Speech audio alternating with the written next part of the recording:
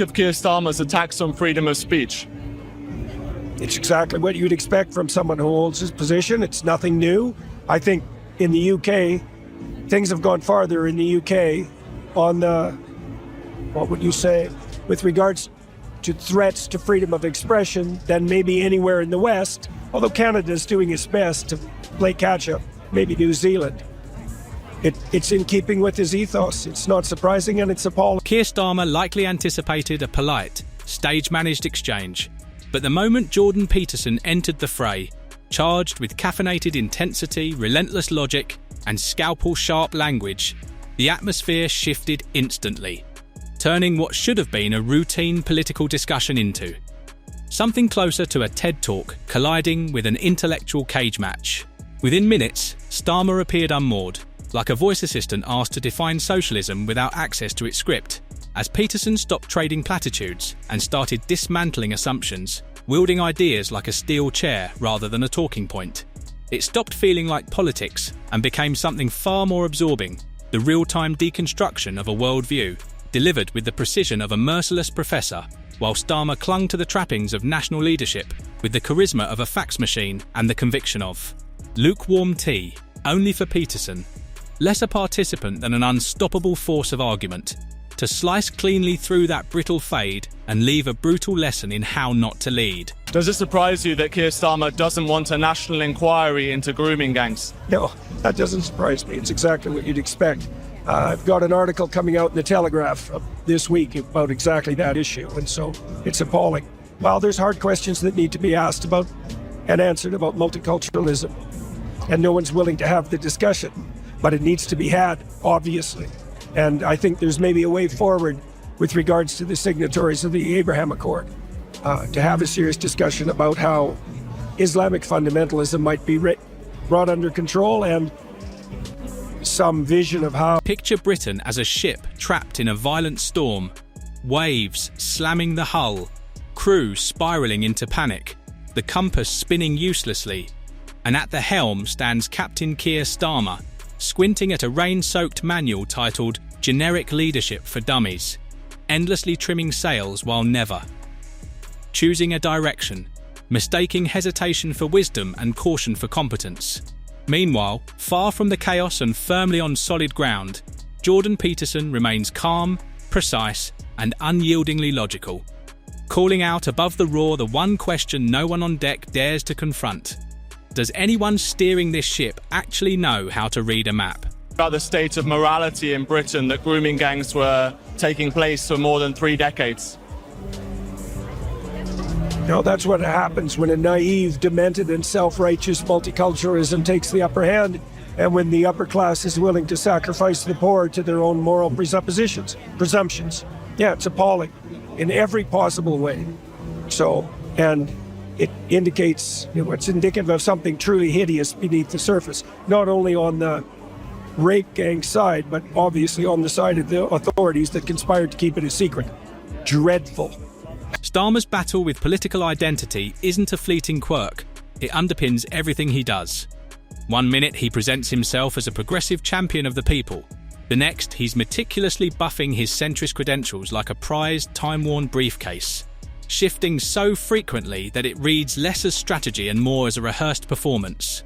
This isn't clever adaptability or tactical genius, it's indecision cloaked as prudence, uncertainty masquerading as balance, and a brand of leadership that confuses endless motion with true direction. What's your prediction for the UK election? You've been quite scathing about Sir Keir Starmer, but the polls show at the moment, certainly, if the election happens in the autumn, it seems likely, that he is heading to some kind of victory. What do you think that would mean for Britain? And do the Conservatives have any chance of stopping that? I think it'll be catastrophic. I believe that Labour, like the socialist parties in Canada, is absolutely overwhelmed by the diversity, equity, and inclusivity, victimizer narrative types. Jordan Peterson, a man who distills human behaviour into hard rules and demands accountability at every level, would likely view Starmer's endless repositioning as a textbook exercise in reality avoidance. If clarity were currency, Starmer would be insolvent, presiding over policies that sound reassuring in speech but evaporate under scrutiny, particularly on the economy, where his budgets resemble sterile spreadsheets rather than any genuine vision. Talk of growth without a roadmap, reliant on optimism, fuzzy figures, and modest tax tweaks that quietly pinch the middle class while letting billionaires breathe easy, like shuffling deck chairs on a sinking ship and calling it progress. In this arena, Peterson's fixation on competence exposes Starmer's deepest weakness with brutal precision: a total lack of conviction. Starmer governs with the calm efficiency of a dentist's waiting room, clean, orderly, and utterly lifeless, leaving the economy not moving forward but trapped amid broken calculators and endlessly recycled slogans. That even if Starmer himself has any sense, which I doubt, the probability that his minions will lay waste to the UK it's certain in my estimation. There's so much behind the scene tyrannizing going on in the name of hypothetical utopian progress that it's almost unimaginable. I mean, the CCTVs in the ULEZ zones are a great example of that, and everything that's happened in London under Sadiq Khan, who's like poster boy for ideologically addled globalist utopians. And if the Labour gets in, and I can understand why the citizens of the UK are hungry for a change, if Labour gets in, it's like Venezuela, here we come. On cultural issues, Starmer's terror of offending anyone has stripped Labour of all character and conviction, leaving it cautious, muted and hollow. Rather than taking a stand, he seems to think silence is a governing strategy, but ignoring debates isn't leadership, it's denial. This stands in stark contrast to Jordan Peterson's insistence on honesty, clarity and a firm moral framework. While Starmer acts as if whispering and saying almost nothing will somehow make his party's moral compass vanish quietly somewhere in Camden. Layered atop this is his growing obsession with control. Once celebrated as a champion of internal democracy, he now runs Labour like a private members' club for timid bureaucrats, with candidate selections offering as much grassroots input as a staged performance, dissenters swiftly marginalised, and the left wing erased so thoroughly it's as if it never existed at all. And Starmer's posturing with regards to adolescence is only going to make that worse. It's bad psychology, and it's not only that, it's also oriented not to help young people, but to make Mr. Starmer feel a hell of a lot more secure in the idiot presumptions of his dimwit progressivism. So, and that's really the fundamental aim. It's like, how can we show we're right? And if we have to burn some young people on the pyre to make sure that our moral presuppositions can remain intact and our faith in our idiocy remains unchallenged, then we might as well teach kids using a Netflix series on adolescence. Contrast this with Jordan Peterson's insistence on honest institutions and balanced power, because Starmer isn't leading a movement, he's managing a brand. Not an inspiring one, but a dull corporate operation built on loyalty schemes, risk assessments, and endless PowerPoint slides, where leadership is measured not by vision or conviction, but by control, leaving Labour less a political force and more an office trapped in permanent performance reviews. On foreign policy, he doesn't lead so much as imitate, turning international summits into costume events where he parrots talking points from the latest Western memo, producing diplomacy by press release and strategy by hashtag. Britain under Starmer isn't being led at all. It's administered by a middle manager convinced he's excelling, which is why Peterson, who believes leadership must be rooted in responsibility and purpose, would likely call him ambition without direction, a man chasing public approval like a dog chasing, a ball, even in areas where clarity should be simple: housing, education, climate. Starmer shrouds everything in fog, housing reforms buried in bureaucracy, education plans drowned in metrics, climate pledges worded to offend no one, least of all oil donors or suburban voters, all policy built not on courage or principle, but on risk avoidance masquerading as competence. The actual desire to tar anyone who has, as I say, not got a voice and is wanting to make their voice heard as a violent far-right neo-Nazi seems to me to be a big error by Keir Starmer and others.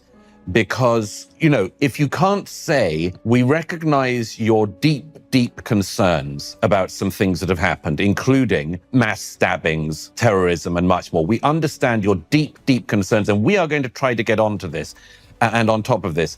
But there is no excuse to turn out on the streets and be violent against your Muslim brothers and sisters and neighbours or anyone. Starmer has turned leadership into a bowl of bland, flavourless porridge, predictable, hollow, and utterly devoid of momentum or conviction, offering nothing more than a checklist of safe talking points masquerading as beliefs. Britain doesn't need a cautious administrator. It needs a leader with a clear plan, firm principles, and genuine passion. Peterson didn't merely challenge Starmer's ideas. He revealed that beneath the polished veneer and rehearsed delivery, there's nothing substantial holding it together. This unravelling happens as the country faces real crises: a strained health system, a spiralling housing market, and a generation anxious about its future. Yet Starmer speaks with the emotional force of a dial tone and the energy of damp cardboard, defeating himself by being so vague and safe that he fades into the background like a self-help book written by committee, full of generalities, terrified of specifics, and destined to be forgotten. Britain deserves more than empty management and PR-tested slogans. It needs leadership that inspires confidence, not one that simply oversees decline. Peterson's philosophical critique lands with brutal clarity, exposing a nation paying the price for leadership, replaced by corporate routine, real belief swapped for caution, and Starmer embodying exactly what happens when a country in crisis hires a consultant instead of a prime minister. Somehow navigate us to a better place, possibly. Is he going to be a transformative prime minister where we all wake up in 2-3 years and think, wow, the Starmer revolution? I don't think so. Mm-hmm.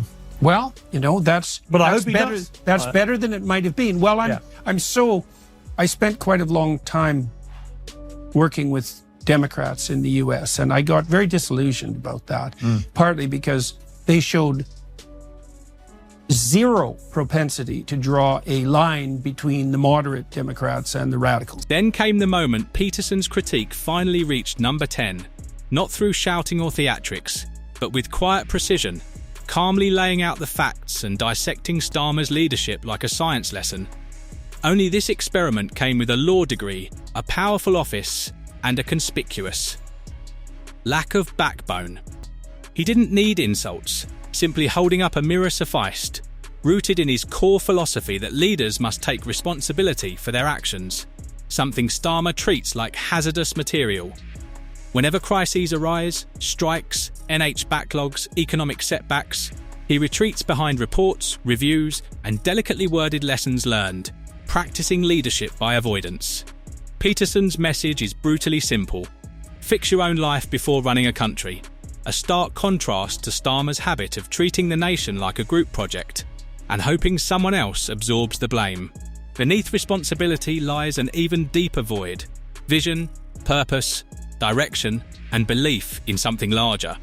Because Starmer runs both his party and the country with roughly the same level of inspiration as a printer manual. I suspect what will happen in the UK is the same thing that happened in Canada, which is that the right will split, reform, and reunite, and that would be the best bet. Maybe as a coalition government, I'm not staking my, what would you say? I'm not, no, not on either candidate. I've spoken with Nigel Farage and with Kemi Badenoch, and they're both credible people, and they have to fight it out amongst themselves. But I imagine the right will unite eventually again and hopefully reformed. While Peterson preaches order, structure, and moral clarity, Starmer retreats into vague optimism and corporate jargon, as if management speak could stand in for real principles.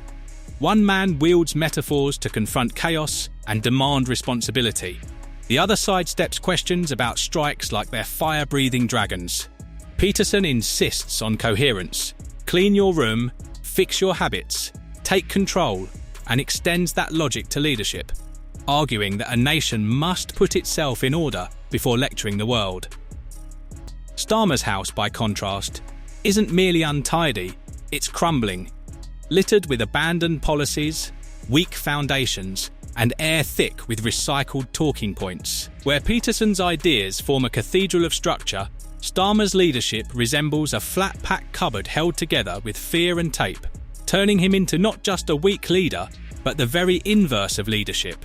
A spreadsheet sent to charm school, trained to frown at press conferences while leaving the obvious questions unanswered. Courage? Conviction? An authentic voice? Replaced by polished but hollow soundbites, slogan-heavy campaigns, and governance dictated by the fear of bad headlines.